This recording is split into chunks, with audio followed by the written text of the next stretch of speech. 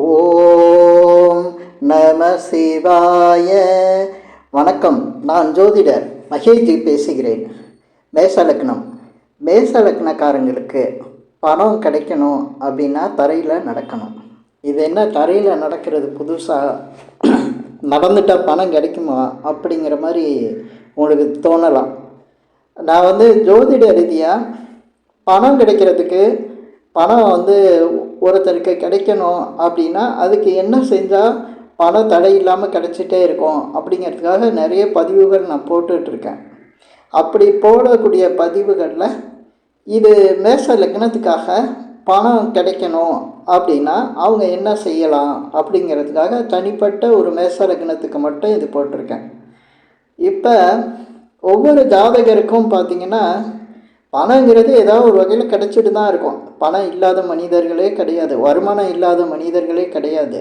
ஏதோ ஒரு வேலை செய்வாங்க, பிஸ்னஸ் பண்ணுவாங்க, ஏதோ வியாபாரம் பண்ணுவாங்க, ஏதோ ஒன்று அவங்களுக்கு வருமானங்கிறது ஒரு வகையில் இருந்துகிட்டு தான் இருக்கும். ஆனால் அந்த வருமானம் தடைப்படும், அடிக்கடி தடைப்படும். சில பேருக்கு வேலை சரியாக இருக்காது, அதே போல் தொழில் வியாபாரம்லாம் சரியாக இருக்காது, வருமானம் அடிக்கடி தடைப்படும். இப்படி தடைப்படாமல் இருக்கணும், எப்போவுமே ஒரு ஃப்ளோவாக பணம் வந்துக்கிட்டே இருக்கணும் அப்படின்னா என்ன செய்யலாம்? அப்போ வருமானத்தை தரக்கூடிய பணத்தை தரக்கூடிய அந்த 2ஆம் இடத்தை ஆக்டிவேஷன் பண்ணணும். அதை இயக்க தெரிஞ்சிட்டால் நம்மளுக்கு ஒவ்வொரு ஜாதகருக்கும் பண விஷயங்களில் ஒரு தட்டுப்பாடு இல்லாமல் இருக்கும். அப்போ ஒவ்வொரு லக்னத்துக்கும் இந்த லக்னத்துக்கு 2ஆம் இடங்கிறது ஒவ்வொரு ராசியாக வரும். இப்போ மேஷ லக்னத்துக்கு எடுத்துக்கிட்டால் 2ஆம் இடமாக வர்றது ரிஷபம். இதே போல் மிதுனத்துக்கு எடுத்துக்கிட்டோம்னா, இதே போல் ரிஷபத்துக்கு எடுத்துக்கிட்டால் மிதுனம் வரும், மிதுனத்துக்கு கடகம். இப்படி வரிசையாக ஒவ்வொரு ராசிக்கும் ஒவ்வொரு லக்னத்துக்கும் 2ஆம் இடங்கிறது வேறுபாடாக இருக்கும். இந்த வேறுபாடு ராசி மட்டும் கிடையாது, இதில் பல தத்துவங்கள் உள்ளே இருக்குது. தத்துவங்கள்னால் தன்மை. அது என்ன தன்மை அப்படின்னா, இப்போ மேசம்னா நெருப்பு தத்துவம் அதுக்குள்ளே இருக்கும். மேசத்தில் நெருப்பு தன்மை இருக்கும். இது ரிஷபத்துக்கு பார்த்திங்கன்னா நில தத்துவம். இதே போல் மிதுனத்துக்கு பார்த்திங்கன்னா காற்று தத்துவம்.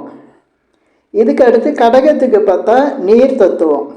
இப்படி 4 வகையான தத்துவம் இருக்குது. இதுக்கு அடுத்து சிம்மத்துக்கு நெருப்பு தத்துவம் வந்துடும். இப்படி வரிசையாக மீனம் வரையும் வரும். இப்படி வரும்போது நீங்கள் மேஷ லக்னத்தில் பிறந்திருக்கீங்க. அப்போ உங்கள் மேஷ லக்னத்துக்கு 2ஆம் இடமாக வர்றது ரிஷபம். அது நில தத்துவம். அந்த நில தத்துவம் எப்படி வேலை செய்யும்? அந்த நில தத்துவம் வேலை செஞ்சால் தான் உங்களுக்கு இந்த மேஷ லக்னக்காரங்களுக்கு பணங்கிறது கிடைக்கும். அதனால தான் நான் சொல்கிறது மிக எளிமையாக எல்லாருக்கும் புரிகிற மாதிரி சொல்கிறேன். சில பேர் சொல்கிறது தலையும் புரியலை வாலும் புரியலை, அப்படி இருக்குது அப்படிம்பாங்க. நான் அப்படி இல்லை, ஒரு விஷயம் சொன்னேன்னா அதை தெளிவாக சொல்லுவேன். இந்த பதிவை கேட்குறவங்க அதை அவங்களே செயல்படுத்திக்கலாம். அந்த அளவுக்கு நான் தெளிவாக சொல்கிறேன். ஒவ்வொரு லக்னத்துக்கும் 2ஆம் இடம் ஒரு தத்துவத்தில் இருக்கும். அந்த தத்துவம் அந்த தன்மையை செயல்படுத்தணும், இயக்க தெரிஞ்சிட்டால் அவங்களுக்கு பணம் கிடைக்கும். அதை பேச அடிப்படையாக வச்சு தான் நான் இந்த பதிவில் பல விஷயங்கள் சொல்லிட்டு வரேன். அதுபோல் இன்றைக்கி மேஷ லக்னத்துக்கு 2ஆம் இடமாக வர்றது நில தத்துவம். அப்போ நில தத்துவத்தை எப்படி இயக்கிறது, நில தத்துவம்னா என்ன அப்படிங்கிறது இந்த பதிவில் நான் சொல்லியிருக்கிற ஒரு பயனுள்ள ஒரு விஷயம்னு எடுத்துக்கலாம். ஏன்னா இப்போ மேஷ லக்னக்காரங்களுக்கு 2ஆம் இடமாக வர்றது நிலத்தத்துவம்னு சொல்லியிருக்கேன். அப்போ நிலத்தத்துவத்தை இயக்கணும்னா நீங்கள் நிலத்தை ஏதோ ஒரு வகையில் பயன்படுத்தணும்.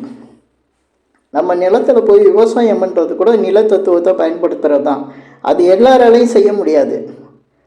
அதே போல் நில தத்துவத்தை பயன்படுத்துறதுக்கு நிலத்தை போய் நம்ம சுத்தப்படுத்தலாம்.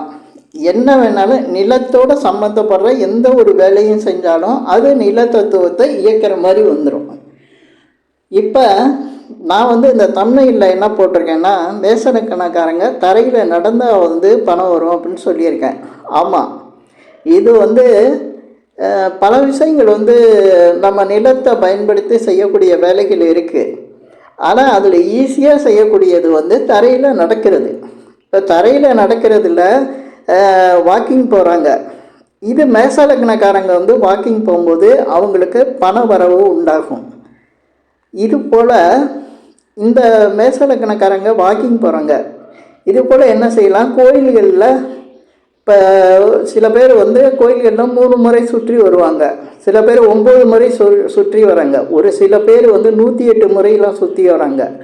இது போல் நீங்கள் வந்து கோயில்களில் சுற்றி வர விஷயத்தை, அதாவது ஒவ்வொருத்தருக்கும் வந்து ஒரு தத்துவத்துக்கு தகுந்த வழிபாட்டு முறை இருக்குது. இப்போ மேசலக்கணத்தில் பிறந்தவங்க கோயில்களுக்கு போகும்போது இந்த கோயிலை சுற்றி வலம் வருதுன்னு சொல்லக்கூடிய இந்த வழிபாட்டு முறையை கடைப்பிடிச்சிங்கன்னா நிச்சயமாக பொருளாதாரத்தில் ஒரு உயர்ந்த நிலை வரும், பொருளாதாரம் சிறப்படையும். அதை தான் நான் வந்து தரையில் நடந்தால் பணம் வரும் அப்படிங்கிற மாதிரி தம்ப்நெயில்ல போட்டிருக்கேன். சில பேர் நினச்சிருவாங்க தரையில் நடந்தால் எதோ கீழே பணம் கிடைக்கும் அதனால பணம் வரும்னு நினச்சிடக்கூடாது. அதுக்குள்ளே பல விஷயங்கள் இருக்கு. நம்ம தம்ப்நெயில் போடையில் ஒரு சின்ன விஷயத்தை ஹிண்ட்ஸ் பண்ணி தான் சொல்ல முடியும். அதை வச்சு நீங்கள் புரிஞ்சுக்கணும். இப்போ மேஷ லக்னத்தில் பிறந்து இருக்கவங்களுக்கு மேஷ லக்னம் அப்படிங்கிறதுலே 2ஆம் இடத்தை நம்ம இயக்கிறதுக்கு அதோட தத்துவத்தை நம்ம புரிஞ்சு வச்சுருக்கணும். அது முழுக்க பார்த்திங்கன்னா நில தத்துவத்தில் தான் இருக்கும். 2ஆம் இடம் வந்து மேஷ லக்னம், அது காலபுருஷனுக்கும் 2ஆம் இடம் மிக பலமான ஒரு 2ஆம் இடம், தனஸ்தானம். ஏன்னா எல்லா லக்னத்துக்கும் வந்து 2ஆம் இடம் வந்து மாறும், காலபுருஷனுக்கு 2ஆம் இடம் மாறும். ஆனால் இந்த மேஷ லக்னக்காரங்களுக்கு மட்டும் பார்த்திங்கன்னா காலபுருஷ தத்துவப்படி அவங்களுக்கு தனஸ்தானம் தான் அதே போல் அந்த லக்னத்தில் பிறந்தவங்களுக்கும் அது தனஸ்தானமாக வருது, பணத்தை கொடுக்கக்கூடிய தன்மை இருக்குது. அதே போல் அந்த இது பார்த்திங்கன்னா அந்த ராசியோட தன்மையை பார்த்திங்கன்னா மேஷ லக்னத்துக்கு 2ஆம் இடம் வந்து ரிஷபமாக வரும். ரிஷபம்னு வரும்போது காளை வரும், காளை மாடு. அது வந்து பணத்தை குறிக்கக்கூடிய ஒரு சிம்பல். நீங்கள் ஷேர் மார்க்கெட் சிம்பல் பார்த்திங்கன்னா அந்த காளை தான் இருக்கும், அதில் தான் லாபம் வரும். பணம் வரவு, ப்ராஃபிட் ஆகுது, லாபம் கிடைக்குதுனாவே அங்கே வந்து காளை இருக்கும். அதுக்கு பேர் எப்படி தமிழில் சொல்கிறாங்கன்னா கால்நடைன்னு தான் சொல்லுவாங்க, கால்நடை. அப்போ தரையில் நடக்கக்கூடிய அந்த பசுவை தான், காளையை தான் இதுக்கு சிம்பலாக வச்சுருக்காங்க. பொதுவாக இந்த ராசியில் இந்த ரிஷபத்தில் பிறந்தவர் யாருன்னா கிருஷ்ணர். அவர் ரோஹிணி நட்சத்திரம். அந்த ரோஹிணி நட்சத்திரத்துடைய கிருஷ்ணர் பார்த்தாலே ஒரு கால்நடையோடு தான் இருப்பார், பசுவோடு தான் இருப்பார். அதனால அப்போ இந்த கால்நடை அப்படின்னு வரும்போது நீங்கள் வந்து தரையில் நடக்கலாம்.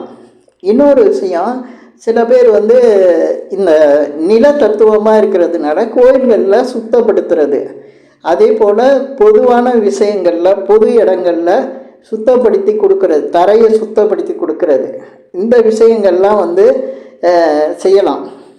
சில பேர் வந்து இந்த குப்பைகளெல்லாம் எடுத்து குப்பை தொட்டியில் போடுறது, தரையை சுத்தப்படுத்துறது, இந்த வேலையெல்லாம் பொது சமூக பணி மாதிரி செஞ்சிட்ருப்பாங்க.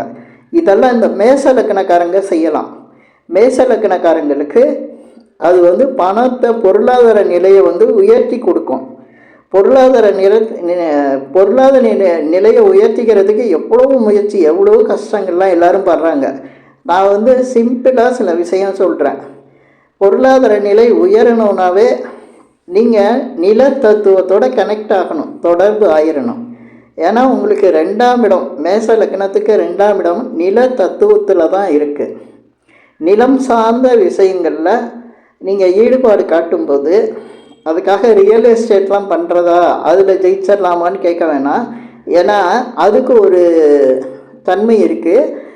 ஆனால் அதுலேயும் உங்களுக்கு அந்த நிலம் சார்ந்த விஷயங்கள் வந்து உங்களுக்கு ஒரு நல்ல பலனை தரக்கூடியதாக தான் இருக்கும். மேஷ லக்னக்காரங்களுக்கு நிலம் சார்ந்த விஷயங்கள் லாபத்தை தரக்கூடியது, வருமானத்தை தரக்கூடியதாக தான் இருக்கும். ஏன்னா மேஷ லக்னத்தில் பிறக்கிறவங்களுக்கு பார்த்திங்கன்னா 2ஆம் இடம் வந்து, நான் இந்த பதிவில் இப்போ சொல்லிகிட்டு இருக்கிறது ஒரே ஒரு தத்துவத்தை வச்சுக்கிட்டு சொல்லிகிட்டு இருக்கேன். அது நில தத்துவத்தை வச்சு பேசிகிட்டு இருக்கேன். இன்னும் இந்த 2ஆம் இடங்கிறது பல விஷயங்களை சொல்லக்கூடியது. இதில் ஏதாவது ஒரு விஷயங்களை வந்து நம்ம கடைப்பிடிச்சாலே ஒரு ஜாதகர் வந்து உறுதியாக அந்த விஷயங்களை வந்து செய்யும்போது அவருக்கு பொருளாதாரத்தில் மேன்மையான நிலை உண்டாகும். இந்த பொருளாதார உயர்வுக்காக எவ்வளவோ வந்து விஷயங்கள் இருந்தாலும் இந்த மேஷ லக்னக்காரங்க 2ஆம் இடத்தை வந்து பலப்படுத்துறதுக்கு நில தத்துவத்தை பயன்படுத்தினா மிக சிறப்பான ஒரு பலன் கிடைக்கும். பொதுவாக வந்து பார்த்திங்கன்னா சில பேர் இந்த பௌர்ணமி நாளில் வந்து மலையை வலம் வர்றது, திருவண்ணாமலை அந்த மாதிரி இடங்களில் வலம் வர்றது, ஏன் உள்ளூர் கோயிலில் கூட சில பேர் வலம் வராங்க. அதே மாதிரி நிறைய பாத யாத்திரை போகிறது, அதே போல் இன்னும் சில விஷயங்கள் இருக்குது. எப்போவும் வந்து ஒரு லிஃப்டில் போகிறது, எஸ்கலேட்டரில் போகிறத யூஸ் பண்ணாமல் இந்த மேஷ லக்னத்தில் பிறந்தவங்க படிக்கட்டு வழியாக போகிறது முடிஞ்ச அளவுக்கு, ஏன்னா முடியாதவங்க செய்ய முடியாது, முடிஞ்ச அளவுக்கு படிக்கட்டை யூஸ் பண்ணி போகிறது மிகுந்த பலனை தரும். அவங்களுக்கு பொருளாதார நிலையை வந்து உயர்த்தி கொடுக்கும். இந்த நில தத்துவம் வந்து 2ஆம் இடமாக மற்ற லக்னங்களுக்கு இருக்குது, அங்கே கொஞ்சம் வித்தியாசப்படும். இந்த இது வந்து பார்த்திங்கன்னா நில தத்துவம் அப்படிங்கையில் இந்த மேஷ லக்னக்காரங்களுக்கு ஒரு சிறப்பான விஷயம் இருக்குது. இந்த நில தத்துவம் இவங்களுக்கு பணத்தை கொடுக்குது அப்படின்னா, நிலத்தில் வந்து செடி நட்டு வைக்கிறது பொருளாதார நிலையை உயர்த்தும். அதே சமயத்தில் சில பேர் விவசாய தொழிலே பண்ணிகிட்ருப்பாங்க. அவங்களுக்கு பார்த்திங்கன்னா அது உங்கள் மேஷ லக்னக்காரங்க விவசாய தொழில் பண்ணுறப்ப அவங்களுக்கு நிச்சயமாக அவங்க வந்து பொருளாதாரத்தில் உயர்ந்து தான் இருப்பாங்க. நம்ம கவனிச்சிருக்க மாட்டோம். ஏன்னா இந்த 2ஆம் இடம் அப்படிங்கையிலே மேஷ லக்னக்காரங்களுக்கு அது விவசாய வருமானத்தையும் குறிக்கக்கூடியது. பெரும்பாலும் விவசாயிகள் மேஷ லக்னத்தில் பிறந்து அவங்க விவசாயம் நிலத்தை தொட்டு வேலை பண்ணிகிட்டு இருந்தாங்கன்னா அவங்களுக்கு பொருளாதார மேன்மை வந்துக்கிட்டு தான் இருக்கும். அதே போல் அந்த கால்நடை வளர்ப்பும் சொல்கிறாங்க. ஏன்னா அதுவும் தரையில் வளர்க்கக்கூடிய ஒரு தன்மையை சேர்ந்தது தான், நிலம் சம்மந்தப்படுறது தான். அதனால் அந்த இதுலேயும் வந்து இந்த மேஷ லக்னக்காரங்க பொருளாதாரத்தில் ஒரு உயர்ந்த நிலையை அடைகிறாங்க. இப்போ இந்த பதிவில் நான் சொல்லியிருக்கிற விஷயங்கள் வந்து நில தத்துவத்தை வச்சு நான் பொருளாதார உயர்வை எப்படி மேஷ லக்னக்காரங்க அடையலாம்னு சில விஷயங்கள் சொல்லியிருக்கேன். இந்த பதிவை பார்க்குற மேஷ லக்னக்காரங்களுக்கு பல விஷயங்கள் தோணலாம். அது மாதிரி கமெண்ட்டில் போட்டுக்குங்க. இந்த மாதிரி இந்த பதிவில் நான் இப்போ சொல்லியிருக்கிற விஷயங்கள் வந்து நல்ல பலனை கொடுக்கும். அதே போல் இந்த பதிவில் நான் சொல்லியிருக்கிற விஷயங்கள் உங்களுக்கு பிடிச்சிருந்தா ஷேர் பண்ணுங்கள், லைக் பண்ணுங்கள். அதே போல் இந்த சேனலுக்கு சப்ஸ்கிரைப் பண்ணுங்கள். என்கிட்ட ஜாதகம் பார்க்கணுன்னா மட்டும் கீழே இருக்க என் நம்பருக்கு கால் பண்ணுங்கள். நன்றி, வணக்கம்.